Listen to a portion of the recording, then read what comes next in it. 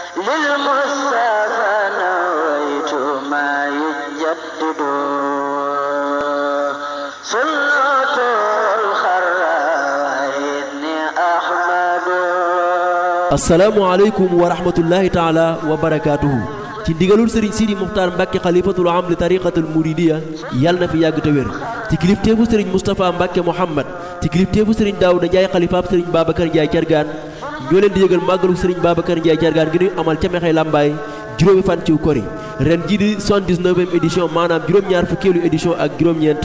sëriñ Daawuda Njaay xalifaab Cheikh Babacar Njaay Cargaan ak ay rakkam di ci woo mboolem taalibe yi ñu koy amale ca Mexey Lambaay ak ca Mayal ak mboolem dëkk yi nga xam ne ñoo leen wër Cheikh Babacar Njaay Cargaan nag di kenn ci jàmbaari sëriñ Touba sampoon ca Bawal tey jii taalibe yi di maasa di ko fàttaliku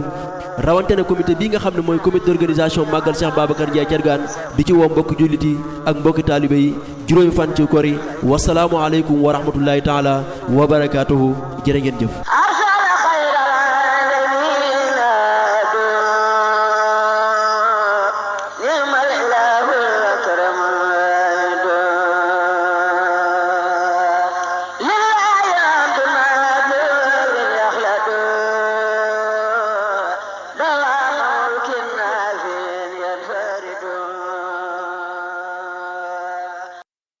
asalaamaaleykum wa rahmatullahi taala wa barakaatuhu mbokki jullit yi mbokki taalibe yi nga xam ne yéen a ngi suivre Baol Média kaddu gi di bàyyi ko fii ci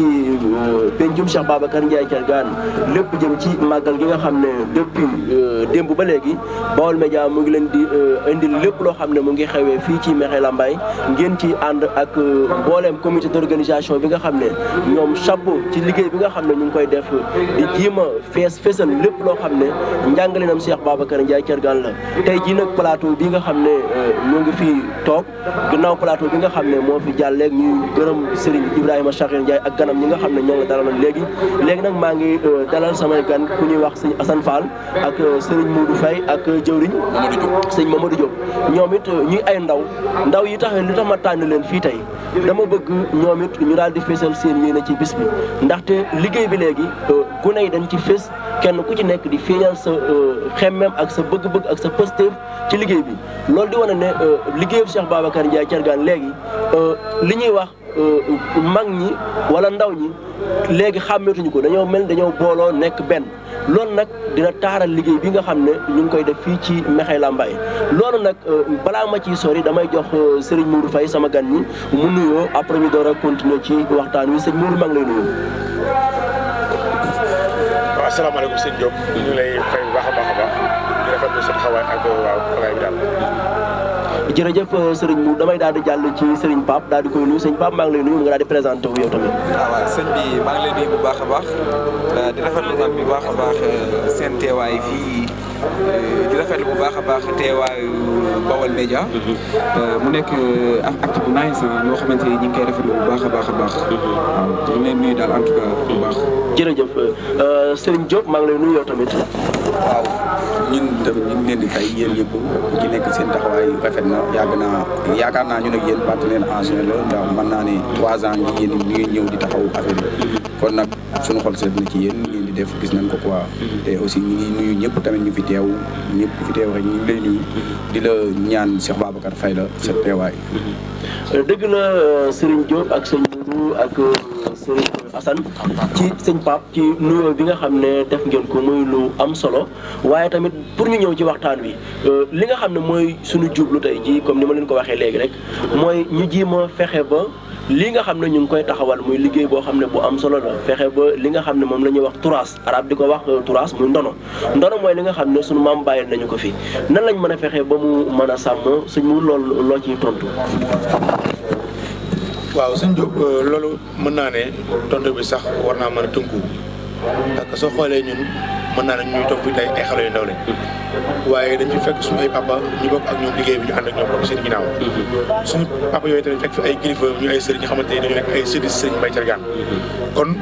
boo waxee ci problème mu ndono man gëm naa ne kon kilifa yi fi nekk tey nga xamante ni Serigne Mbaye Cargaan képp moo la ñor te moom lañ fi nekkal ndono yi foofu la commencé ñoom nag bu tàmbalee ci ñoom nag day law di wàcc ba ñun taalibe yi mu mën a yegsi ci ñun waaye ñoom kilifa diine yooyu rek ñoom kese ñoo mën a doxal loolu ba wax dëgg yàlla képp ku nekk ci dëkk bi nekk taalibe bi nga xam ne kat Serigne Mbaye Thiargane jàmbar la woon ci yoon wi loolu daal gëm naa ne problème ndono moom noonu rek noonu la ko mën a demee. jërëjëf Serigne Modou ndono buñ ko waxee mën nañoo wax ne mooy li nga xam ne benn génération bàyyil nañ ko fi beneen génération ñu di ko doonante te li nga xam ne tey ji génération buñ ko waxee jubluñ ci sax génération mais ku mel ni Cheikh Babacar Ndiaye Thiargane ak Serigne Aliou Diouf Lambaye Serigne Momar Mané dañu fee bàyyi murit goo xam ne ni tey jii murit googu ñun moom la ñu def muy suñu fierté nga xam ne fépp foo dem ak foo mën a dem da ngay fier d'être un Lambaye lan moo tax moo nga war a loolu muy jom nu ngoo liggéey loolu mooy suñu ndono loolu nag yaakaar naa ne sàmm gi ci ndaw ñeeg mag ñi ñëpp la war a am sëñ Pape loolu buñ koy sàmm tey jii nan la ñu war a mën a fexee ba loolu ñu sàmm ko. waaw bon maa ngi rafetlu bu baax a baax question bi xam nga comme li nga wax rek ne affaire ndono damay ñëw foofu ba pare ndax suñuy maam lañ gisoon ñoom ñoo daan organiser. tey ñu dem ba gis suñuy papa di organiser tey ñun ñooy organiser ñu ndaw dëkk bi noonu nag lañ ñaan yàlla ñun dem ba suñuy doom ak suñuy set di ko organiser. dëgg la te loolu lépp boo xoolee li ko waral mooy encadrement boo xamante ni suñu ay parents def nañ ko su ñun def su ñun benn fulla boo xamante ne bii wan nañu ko ñun mexey la ñu am mexey bi mooy dëkku Cheikh Babacar Ndiaye Thiargane donc ñun fépp fu mu mën dem fu nekk mënuñu am fu raw suñu dëkk bi mënuñu am fenn fu mu mën a gënal suñu mexey donc li may wax rek mooy ñu gën a góorgóorlu daal ñu gën a góorgóorlu gën a ñaax aussi xale yi nga xamante ne ñoom ñoo nekk suñu gannaaw surtout comme ça ñoom tamit ñu gën a farlu si bés bi waaw gën a taxaw bu baax a baax si bés bi daal.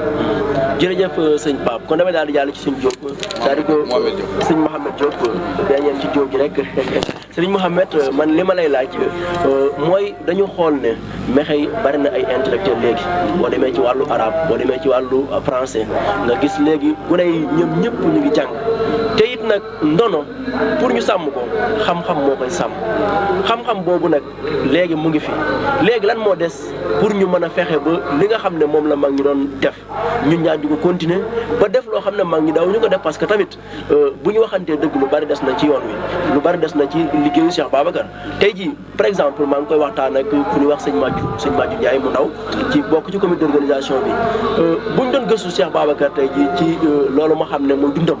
da ngay dem ci ñu naan demal ci Baye Modou Kordu wala demal ci Baye sëñ Mor Dieng Gueye wala demal ci nangam ndax tey jii buñ demee ba ca kanam maa ngi ñaan ñooñu suñu borom yàggal leen fi yokk seenu fan waaye buñ demee ba ca kanam te loolee tey jii gone yi nga xam ne ñoo jàng dundu Cheikh Babacar xam ko binduñu ko ci ay téere waajal ko est-ce que loola duñ perdre sunu li nga xam ne mooy sunu ndono li nga xam ne moom lay wax nii léegi.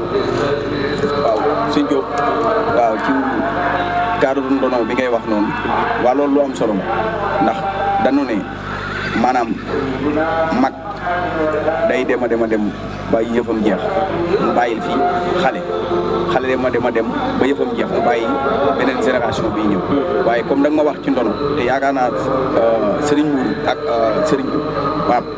wax na lu bari li ko tënk quoi man nag damay wax li nga xaay ne mooy tax lii tax base ndono boobu ñu mën a toog ci toogeenu ndono mooy que ni xale li nga wax ci xale ci ndono dafa am ndono yoo xaay ne tey man nga ko jëlee ni tey jii sama papa nekkan na lii tey ma nekk lii waaye ci cadre Cheikh Babacar ndono li fi ma ko gën a gisee ñun ñi nga xam ne ñun ñooy ndaw ñi mooy que ni am na lu mu fi bàyyi mooy ñun ñi nga xam ne yaakaar naa ñun ñu toog fii ñëpp def nan ban yi jàng nan bu ñuy ndonu Cheikh Babacar yaakaar naa du doon loo xam ne objet la bu ñuy téye mais day nekk lu concret comme quoi ñuy def ay recherche ci li nga xam ne moom la fi bàyyi woon sur la vie et l'œuvre léegi bu ñu ci defee ay recherche ñu jim koo mën a kii ñun nag yàlla def na association élèves et étudiants yi doon nañ ci def ay démarches mais Cheikh bi dafa nekk koo xay ne ay mbiram dafa kawe ay mbiram dafa yaa au bout d'un mois avant koor bi dañ commencé woon def ay recherche jot nanoo taatan ci ay mag dem nañ fekk leen taatan fa lu bari mais ñu xool ne comme Cheikh bi ay mbiram dafa bari te koo dem mu jox la version boo xay ne bokkut ak bi nga aman léegi nag ñu ne pourquoi pas ñu toog bañ koo def yàkkamti d'ici 1 an ou 2 ans ñu jiima xool version yi ñu jox yan ñoo ci yi nga xam ne ñoo gën a kii pourquoi pas ñu jaxase yëpp ñu boole ko pour mën a am loo xay ne luy dina méngóog li nga xam ne moom lay dund ci Cheikh Babacar man yaakaar naa bu neen ndono ci côté boobu lay nekk may gëm ne dëkk bi nii yaakaar naa ku ci ne war nga jóg jàpp ko ndax dafa am loo xay ne tey ci gox bii ñu dëkk ku sañan fii ngay dëkk ku sañan fii ngay dëkk li comme li tax nag loolu mooy que ni mooy jëwriñ ji ñu am mbër mi fi bàyyi ko sañ ci dëkk bi dëggal dëkk ci dëkk bi sañ ci ay dëkk dem defi lu rëy ci Ahmadou Bamba jibi si waat taaral dëkk bi def lépp nag loo xay ne ci lu baax bàyyi na ko fi mooy que ni ñun ñi nga xay ñooy ndongo yi fi des ak mag ñi mun àndandoo jiim lu baax loolu ñu dem koo puusi yaakaar naa dinañ ci jot waaye nag man li ma gëm mooy que ni comme lay tubaab di wax am na benn écrivain bu daan wax yaakaar naa France Fanon la tudd moom da doon wax ne chaque génération a son temps chaque génération a son temps soit accompli ou trahir ñun nag dañuy ñaan yàlla ñun ñi nga xam ne ñun ñii nii suñu mission ñu bañ koo trahir ndax suñu parents yi ñoom yaakaar naa accomplir nañ seen mission kon ñun suñu mission waruñu ko en aucun cas waruñu ko trahir ci cadre boobu ci lan taxaw moo tax jóg bii ñu jóg àndandoo jóg pour liggéeyal Cheikh Babacar dong kese dara bàyyi lu ci dugg te fekk ñi ngi dund di ko man di ko tal dinañ ci dem ba jeex. jërëjëf Serigne Mouhamed kaddu yi am na solo lool te pëseefu na loolu mooy objectif pour ma préciser waat encore li tax ma dalal leen fii tey mooy ñun ñëpp kenn ku nekk li ngeen di sentir ñun yàgg nañ koy sentir jaral nañu ñu jóg def ay reportage dem ba Maylandang dem nañ Duggul dem nañ mbooleem jëkk yi nga xam ne Cheikh Babacar fondé na ko loolu lépp suñu copte moo ñu ko waraloon bañ def ci ay reportage cassette yi mu ngi ñu denc am nañ ci ay ressources am nañ ci yoo xam ne nii buñ ci bëggee delluwaat mën nañ ci delluwaat waaye ku ñu accompagner maanaam dimbali ñu jàppale ñu loolu tamit mooy li nga xam ne moom la ñu manqué woon xëy na nag yéen ak seen association boobu nga xam ne taxawal ngeen ko te yaakaar naa kenn ku nekk muy arabisant muy francophone muy francisant kenn ku nekk gis nga ci sa bopp kon yaakaar naa loolu lu am solo loo xam ne réponse la boo xam ne buñ ko taxawalee yaakaar naa ne lii suñu problème ñun ñëpp war nañ ko mën a régler ndaxte bu ñu fekkee ñun ñëpp dañuy génn di gis yeneen dëkk yi mel ni Daaru Musi Touba tey jii boo gisee màggal Touba Rawdu Rayaahin àggal nañ niveau màggal foo xam ne mosu fa àgg te boo xoolee loolu à partir de 2000 daanaka ci la màggal yi commencé yéeg ba ay 2010 ci la commencé am benn renommée internationale bi nga xam ne am na ko sur le côté médiatique ak côté yi nga xam ne am na ko lépp te loolu la ko war a mooy sëti Sëñ Touba yi ñoom ñoo ko taxawal fii tamit kon yaakaar naa ne ñun sët yi donte duñu ay sët yoo xam ne ascendant direct lañ ko mën a wutee waaye am na ñu gën a yeyoo waaye buñ ñu jàppale appuyé wu ñun tamit danañ leen jàppale ba liggéey bi nga xam ne moom lañ bëgg mu daal di am kon sëñ Assane sëñ Pape maa ngi jégalu sëñ Assane dafa xaw a tax sama làmmiñ xam naa ne waaye sëñ Pape pour ñu dikkaat ci loolu noonu association bi ngeen taxawal ndax mu ngi regroupé jeunes yi nga xam ne ñoo nekk ci dëkk bi dama koy jaarale ci sëñ Pape wala ma jaarale ko sëñ Modou waaw sëñ Modou kon xam naa moom mooy tontu question boobu noonu sëñ Modou ndax association bi mu ngi regroupé jeunes yëpp ak structure bi nan la demee pour nga expliquer ñu gën ko xam parce que ñun tamit buñ lay wax nii daanaka suñu auditeurs yi nga xam ne ñoo ñu dégg yëpp ay lambaay bari nañ ci tey gis tuuti ñëpp diaspora bi di suivre Baol Média parce que dañuy def link ak Xassida online suñu rajo TV yëpp ñu ngi déglu moo tax ñu bëgg lii ngeen di wax nii ñu gën ko mën a assurer pour ñoom it ñu am ay information yu claire ci li nga xam ne ñu ngi koy def fii ci màggalu Cheikh Babacar sëñ Modou bismillah. waaw sëñ Diop comme ni nga ko waxee rek suñu structure bi mu ngi tudd ASERM association des élèves étudiants de Sane Maxey Lambaye ci kaw loolu nag am na comme ni nga ko déggee rek am na ay élèves am na ay étudiants mais teewul chaque fois rek ñun dañuy convoqué ay réunion moo xam muy Dakar muy Maxey dañuy def ay réunion chaque dimanche ñu waxtaan ci question sociales yi question économique yi ak tamit ci problème njàngame yu mel noonu donc ci kaw loolu nag à chaque fois bu ñu waxtaan suñu ay réunion suñu base mooy Maxey quoi donc mënuñu def dara te te du duñ ci dugal Mekhe mais à chaque fois dañuy convoqué ay réunion bu ñëwee soulever question yi nga xamante ni yëpp moo fa nekk ñu waxtaan ci xool lu ñuy def ba suñu dëkk mën jëm kanam donc ku nekk xam na ne réew fu nekk nii mënut a dox sans la jeunesse jeunesse bi dañ ciy joué lu am solo moo waral ñu bëri léegi di créer ay collectif di créer ay structure di créer ay mouvement di créer lu nekk pour rek fexe participer ci seen dëkk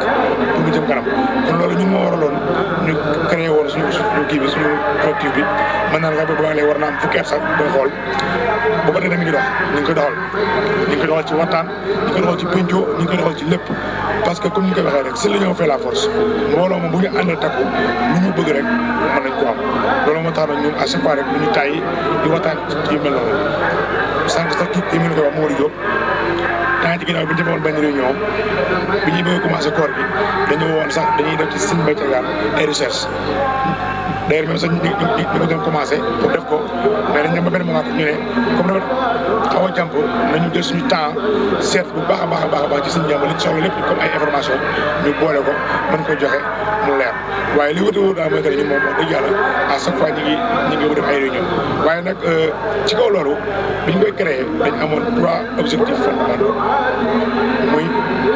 benn bi dañuy wax ci tubaab entraide maanaam di dimbalante wax suñu biir beneen bi ci toppal mooy épanouissement des petits élèves quoi jeunes élèves maanaam xale ndaw yi nekk ay élèves xam nga ñu gën leen a jàppale di leen jox ay fourniture di leen jox ay stylo xam nga di leen jox ay prix chaque fin d'année waaye tamit la participation au développement du village donc 3 objectifs yooyu moom la suñu yàlla quoi collectif yi amoon loolu nag ba tey ci lañ nekk mais bi nga xamante ne moom moo ci gën a am solo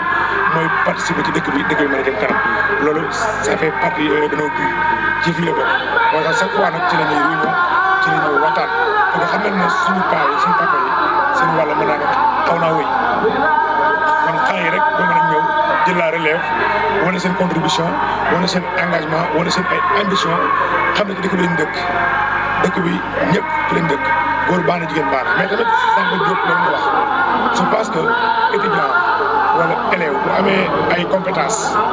lu toog di xoolee war a participer ci dëkkam parce que dañ ko fay soxla ñun nag suñu parents yi seen njàng soriwul malheureusement suñu parents yu bëri fii jàngul moo waral mënuñoo xam réew mi sax fu nekk nan lay doxee waaye nag ñun dañuy sant yàlla ba ñu yàlla defee suñu parents yi dugal ñu ci français bi njàng bu egg si fii dem université ñi jàng wàllu yoon ñi jàng histoire ñi jàng géographie ak yeneen dëkk bi bëri na échange yi mën naa ne ay étudiants yu bëree bëri yoo xamante ne fi nekk nii dëkk bi rek moo leen ñor loolu nag moo waral ñu nekk mbooloo comme ni nga ko waxee rek mbooloo moom chaque fois ñu ngi waxtaan waaye na la wóor na daal waxtaane moom bu la tënk point yooyu la tënk sànq point yooyu la mais point yooyu bi ci gën a am solo bi ci gën a intéressant mooy ñu participer suñu dëkk mu jëm kanam la participation au développement du village mooy ci point bi ci gën a point boo xamante ni am na solo lool. jërëjëf sëñ bi balaa ma lay bàyyi une question bi nga xam ne moom laay mujjee ak yow muy dañu gis tey jii ci màggal gi ni ma ko waxee léegi taxawaayu jeunesse bi mais dañu gis benn manière boo xam ne remarqué nañ ko ci ren muy discours boo xam ne dañ ko def au nom de la jeunesse loolu fu idée bi jógee ak lan moo waral loolu ñu insérer ko ren ci programme màggal gi parce que daawuñu ko baaxoo gis. bon parce que ni loolu moom mën naa ne sax xëy na yéen si boppam da leen bett waaye ñun du ñu bett ndax li tax du ñu bett mooy que ne suñu paa yi nga xamante ne nii màggal gi ñoo ko téye seen loxo pendant 30 ans ñu ngi koy doxal te dara mos a ñaaw nag lépp mos a rafet bu ñu wooyee ñun en tant que instructeur bu ñu liggéey ak ñoom wax dëgg yàlla loolu dañ ci sawar te yow sax soo xoolee bu baax war nga am ni preuve ne depuis des années xale yi ñu ngi ciy participer li ñu mën moo taxoon nag tey bi ñu demee ba benn instant suñu paa yi nag wax dëgg yàlla dañoo bëggoon ci xale yi yor communication bi ñu ñëw wax suñu ay jafe-jafe ak suñu ay problème bu ko defee ñi fi nekkoon ñu toogoon tey nekk ay autorité politique mën ko dégg buñ eggee wax ko président mu ci jàpp parce que dañu seetlu ne Mekhe ku bëgg a falu fi ngay ñëw ku bëgg a falu Mekhe ngay ñëw waaye nag soo faloo ba toog nag fàtte Mekhe wàcc loolu nag wax dëgg yàlla dañ ko war a wax il faut le dire ah oui il faut le dire moo waraloon nag tey suñu paa yi ne ma léegi mudu loolu nañ ko jàllale comme information xamante ne nii ce sont des problèmes te problème nag soo ko waxul devant tout le monde devant les autorités bu sotti waroon nañu am fu la wax ko avec toute la générosité taxaw devant tout le monde signalé ko bu bëgg sax problème mën naa si ñëwaat mooy ci wàllu santé ak ci wàllu yoon ak ci wàllu éducation waaye tamit ci wàllu sécurité surtout courant bi courant bi gis nañu dëkk bi certes am na courant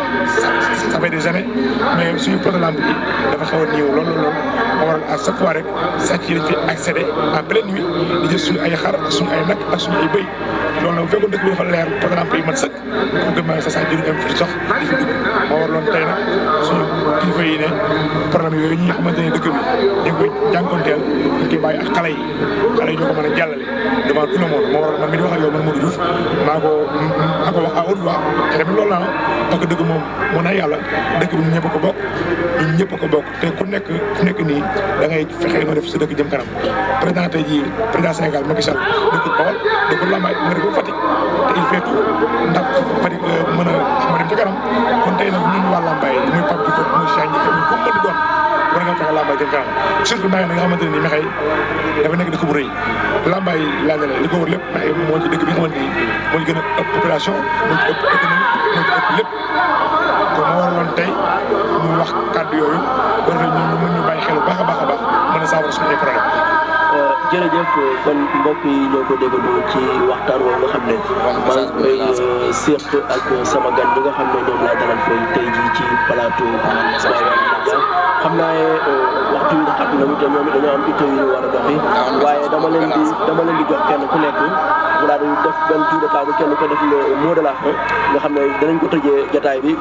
kon damay daal di jox sëñ Mouhamed Diop sëñ Mouhamed xam naa bu amee kàddu goo xam ne da nga koy jàllale ci ñi ñuy seetaan ak ñi ñuy déglu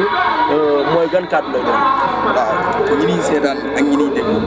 ñoom nag dañ leen di sant rek di leen gërëm di leen xam ne yéen seen taxawaay fii mooy que ni satisfaire leen ñun ñii nii di élèves ak étudiants yi ba danoo dem ba sax ci Facebook bi danoo créer benn groupe boobu ni ñu ko dénommé comme Mekhe Lambaye TV muy que ni depuis bi ñu ko créé léegi y a de cela 4 mois yëpp muy actualité ci Mekhe Lambaye dinañ ko fa insérer muy que ni ci domaine santé éducation économie sociale lépp lu am rek pédagogique lépp dinañ ko jël insérer ko fa pour ñu mën a mettre au courant ceux qui sont à l'extérieur, c'est-à-dire les gens de la diaspora qui habitent à Mekhe ou bien dans les villages environnants, ñu mettre leen au courant ndax peut-être am na ñoo xam ne ils sont là-bas il y a des années am na ñu fa def 7 ans mosu ñu ñëwaat comme ça nag bu nekkee foofu des fois ñuy def fii nii lu ci mel ni bureau yi dispensaires yi wala élèves yi di def wala waa dëkk bi ñuy def ba dese sax bu amee dañ ko ci def pour mettre leen ci sur le coup ci information yi nga xam ne moo nekk ci dëkk bi site boobu bu ñu ko defee loolu moo tax ñu jóg ñooñ tamit dañ leen di wax ne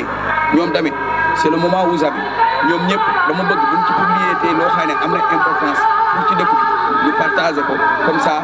bu gën a am visibilité te aussi dina am benn message bu may lancer mooy que ni les autorités étatiques je me dis que de 1960 à nos jours de Senghor à Diouf en passant par Wade ba ci Macky Sall ñoom ñëpp danoo xaw a fàtte le Bawal c'est-à-dire ñun waa Bawal surtout waa Lambaye ñun dañuy réclamer à chaque fois notre existence c'est-à-dire ñun y a quelque chose qui nous revient de droit état war nañu ko mën a jox mooy que ni ñun waa Bawal am na loo xaay ne tey mën naa ne impôt bu fayee dañ koy fay comme ni ñu ko war a fayee pàcc yi nekk fa Lambaye fa Dakar impôt dañ koy fay duñ bàyyi dara mën naa ne tey tamit Bawal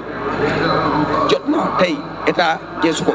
ndax li tax ma wax la loolu mooy que ni bassin arachidier bi am nay finalité yoo xam ne mi ngi koy participer ci développement wu Sénégal ndax tamit économie ñi ngi ko ci dem bu fekkee ci éducation la mën naa ne ndongo bu jógee Bawal moo man donc waxuma ko pour tàgg sama bopp mais boo ko de waxee sax ñu ne li tubaab naan da ngay ràcc jëmale sa kanam c'est-à-dire tire la couverture vers soi-même defuma lool mais damay wax te dëgg tax ndongo bu jógee Bawal mën tey mag ndongo bu jëkk bu nekk Dakar te dañ ciy dem ba jeex ci côté yëpp ñun nag ñu gis ne état bi dañoo fàtte ci côté yëpp 2004 2002 lan créé fële CEM muy Lambaye bi ñëpp nañ jaar de 2004 de 2001 à nos jours y a de cela 15 ans état mësul geesu ba tey ñuy réclamer lycée mayuñu ko sunu ndongo yi nga xam ne mexey 2004 2003 2004 2005 ba 2008 première régionale fii nii ci CFE yi fi lay jóge ñuy réclamer CEM mënuñu ko may ñun nag li nu man mooy que ne dénoncer moom ni ñu koy defee léegi yomb na c'est-à-dire internet bi réseaux sociaux yi bari na quoi may wax ne ñun dinañ dénoncer mais bu ñuy dénoncer dañ koy jaarale ci taalib yi du ñu xas du ñu saaga du ñu def dara mais dinañ bind li nga xay ne moo mën a nekk jàllale ko. mën na waaw mën naa ne tey li ñu war a bind mu jàll fa Macky Sall moom ñu demoon fa Macky Sall toog ñooyu ndax buñ ko bindee mu wër ci àdduna bi yëpp ñu xam ne ñun waa Bawal surtout waa Mekhe Lambaye am na lu ñuy réclamer lu war a ñëw ci ñun nga xam ne y a des gens qui sont mieux placés que nous pour le faire c'est-à-dire les autorités étatiques qui sont là-bas qui sont ici il y a monsieur le maire il y a l'ancien ministre Pape Diouf et plein d'autres ñoom mën naa ne mooy loolu voilà peut-être ñu ngi koy wax ki nga xam ne mooy Macky Sall mën naa ne tamit autorité politique yi c'est eux qui font la suñu oreille c'est-à-dire danoo mel ni dañ na fàtte quoi ba bëgg ñoom ñu bàyyi ñu xel ba bëgg ñu bàyyi ñu xel loolu moom vraiment nekk na loo xam ne mi ngi suñu xol te duñu bàyyi te li nu bëgg defaluñ du ma dem nag te santuma leen yéen tamit ndax taxawaay metti na depuis démb ba tey yéen ngi fi ñi ngi leen di ñaanal ci jëmm ci tax ngeen ñëw fi mu Cheikh Babacar Diegane mu fayal nu leen te am naa yaqin ne ku ko lebal dina la fay kon yal na yàlla wéral seen i cër yal na yàlla yokk man-man bi yal na yàlla yokk Baol Média ba télé mu nekk télé boo xam ne foo di ko seetaan. amiin yaa rabbal aalamiin jërëjëf Serigne ci kàddu nga xam ne yëkkati na ko loolu day mandargaal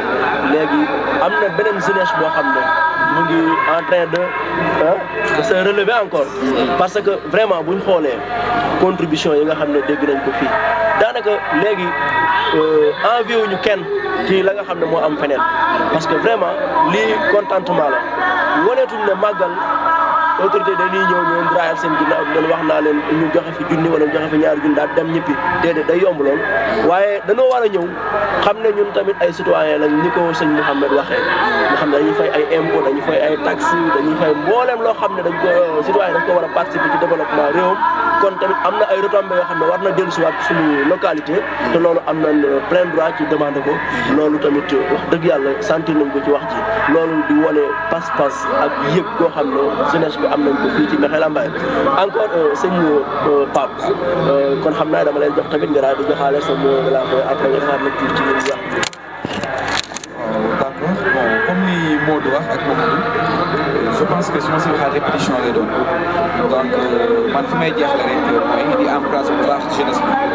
bi nga xamante ne ñoom ñoo nekk si village bi si dëkk bi nga xamante ne nekk ay jeunesse bu am ambition parce que tey dañ daan gis jeunesse ñuy yëngu si leneen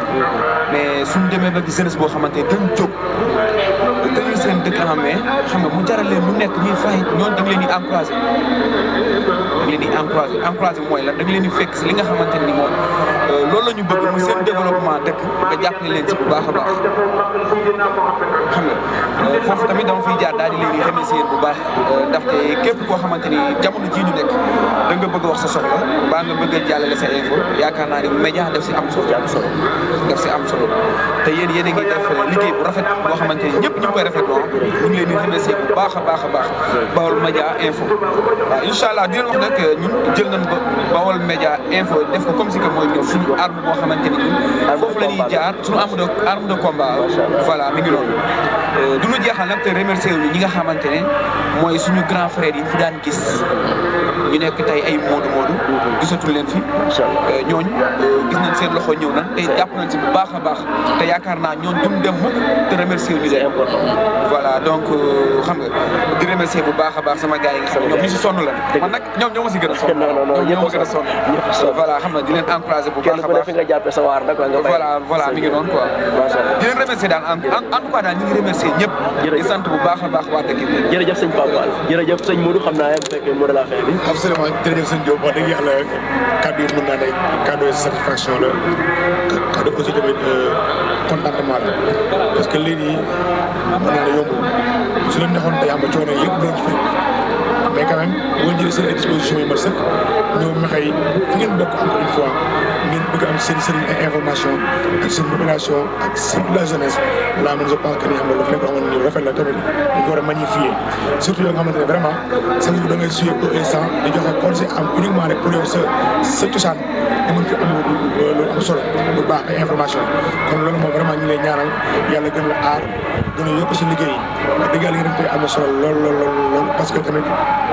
yéen des médias mun ñu dem sans yéen comme ñu ngi war a nekk ak yéen en collaboration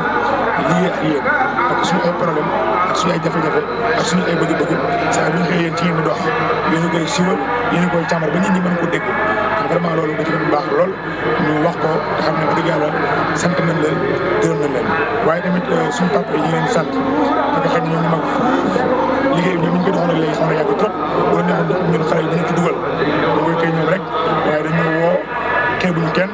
pour ñu liggéey ak ñoom ndax xel moom xel mën na koo am comme nag mën na koo am kon loolu ñu leen sant bu baax di leen ci gërëm ñaan tamit suñu sëriñ yi suñu kilifa yi seen taxawaay yàgg fa lool ñu wér ko wér ba li nga xamante ni moom lañ bëgg liggéey suñu mbéy ñaan yàlla yebal ko ñu ngi kontaan baax ci yéen Baol Médias di leen ñaanal yàlla defal leen xéwal gën leen yokk ba ngeen am télé bu mag ñëpp ko parce que loolu wér na ma ne war naa mën a am te bu amee tamit loolu daal am jàpp jërëjëf Cheikh Babacar Ndiaye Thiadiane kenn du ko liggéeyal di ko rëccu te wax dëgg yàlla man du ma nekk fii di toog di jàngat seen wax ji waaye du man maa ko war a jox valeur du man maa ko war a jugé maa ko war a jox valeur déedéet waaye wax dëgg yàlla jàpp naa ne Cheikh Babacar Ndiaye Thiadiane sëñ Daouda Ndiaye mi ko fi toogal tey kontaan na ci yéen parce que lii la Cheikh Babacar doon liggéey muy une jeunesse responsable xam li ko war défendre ay intérêt parce que lii mooy avenir u réew mooy avenir u dëkk encore parce que buñ xoolee dëkk bi jamono bii ñu toll suñ mbokk yi nga xam ne ñu ngi seetaan duñ ma bàyyi ma wax loo xam ne du dëkk waaye liñ fi gis dal na xel ci mboolem dëkk boo xam ne ñu ngi koy xool ca kanam ndaxte boo xoolee wàllu diine ji taxaw na fi lool tey ji boo xoolee dëkk yi daayira yi kenn xamul nu mu toll daayira yi kër goo dem kuréel yi tey jii bu njëkkoon mbaar mi rek lañ daan jàngee mais dëkk bi foo dem tey kuréel yaa ngi foo dem alxuraan di ñu ngi ko fay wàccee gone ñaari gone ngay woo sa waa kër ñu daal di wàcceel la alxuraan kaamil ba jeex loolu Baye Mbacke Diop duggatu ci kër kenn di jàngal kenn alxuraan parce que léegi kër yëpp am jàngkat alxuraan loolu nag ndam la loo xam ne yaakaar naa ne bu ndamuwul ba mu ëppit gëm naa ne dëkk yu mag yi nga xam ne ay mur sanc nañ ko sax amuñu loolu mais loolu dañ koy delloo ci ñaan nga xam ne Cheikh Khadim ñaanal na ko Cheikh Babacar mooy l'islam ci làmbaay xam ngeen ne ñaanu waaju baax moom du neen ndox moomu nga xam ne Cheikh Babacar defoon na ci ataaya dañ koy répété di ko wax suñu ndam la dañ koy ndamoo tey ji moo tax daanaka loolu mooy daw suñuy deret ñun ñëpp moo def ci ñun jom moo def ci ñun fulla ba nga xam ne tey ji lambay complexé wul nekk fu mu mën a nekk pour représenter fa nekk lambay déedéet dañuy jaay suñuy saako dañuy jaay suñuy bouteille dañuy jaay suñuy bant dañuy jaay suñuy karo yu toj dañuy jaay suñu lépp mais loolu heure boo ñëwee fii da nga ne ñii kat xanaa du ñoo nekk ca karo wala ñoo nekk ci bouteille yi déedéet ñun loolu da suñu fierté la suñu ndam la kon yaakaar naa Cheikh Babacar liggéeyal nañu waaye ñun tamit rusloowuñu ko loolu nag du man maa ko war a jàngat waaye képp ku xam xel am xalaat ñëw taxaw ci barab bi gis taxawaay bi nga xam ne taxaw ngeen ko kilifa yi taxaw ko ñu leen di jaajëfal ñoom tamit kilifa yi parce que bu lii amee ñoom ñoo ko yombal li naan xaw ma nu ko olof di waxee peccum liir bu neexee nday jaay ci jàpp kon kilifa yi tamit ñoo ci jàpp ñu gën ñoo ñaanal gën ñoo kàttanal tamit ba liggéey bi nga xam ne moom la ñuy def mu gën a antu dañuy jaajëfal suñu mbokk yi nga xam ne ñoo ànd ak ñun ci Baol Médias di jaajëfal suma techniciens yi ñoom mu Diop Thiat Abdou Sey Diagne Khadim Ndiaye ñoom it def nañ lépp loo xam ne effort la bu tax liggéey bi réussir ñu ngi ci taxaw xam naa noonu lañ koy continuer plateau yi ba keroog ñuy ñaan ndaxte xam naa loolu mooy seen liggéey 3 ans yi nga xam ne Baol Médias chaque jour mu am renouveler confiance am ak waa Mekhe Lambaye loolu day gën a yokkute gis nañ yokkute parce que Baol Médias mu ngi jëm ca kaw ca kanam wax dëgg yàlla ñu ngi gën a avancé loolu yaakaar naa partenariat bi mu am ak waa kër Cheikh Babacar Ndiaye Thiadiane ñoo ko defal parce que ren ji man sax léegi nekkatuma ci dara bu njëkk maa leen fi indi woon waaye léegi ñoom waa commission bi ñooy toog rek woo leen wax leen man damay ñëw accompagner leen rek ci si liggéey bi ñu def nii te loolu wax dëgg yàlla ndam la loo xam ne ñu ngi leen ci sant leen ci gërëm kon wasalaamualeykum wa rahmatullahi taala wa barakatuhu fii ci Mekhe Lambaye ki nekkoon ci micro bi Ibrahima Khalil Ndiaye wasalaamualeykum wa rahmatullah jërëjëf يا خير ضيف الأداء بالبر والمداد هلا وسهلا وترحبا للأعداد يا خير ضيف الأداء بالبر والمداد هلا وسهلا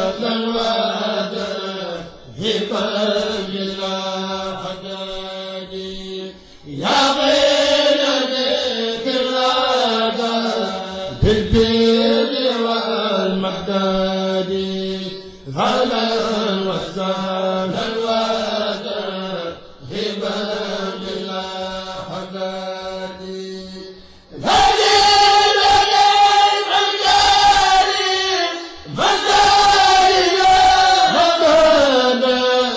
مقرب بخيرا دار وسداد ما لما إلا جريد الله وإلا التوبة والحلم والحساد نجد ما خيار وخاجيا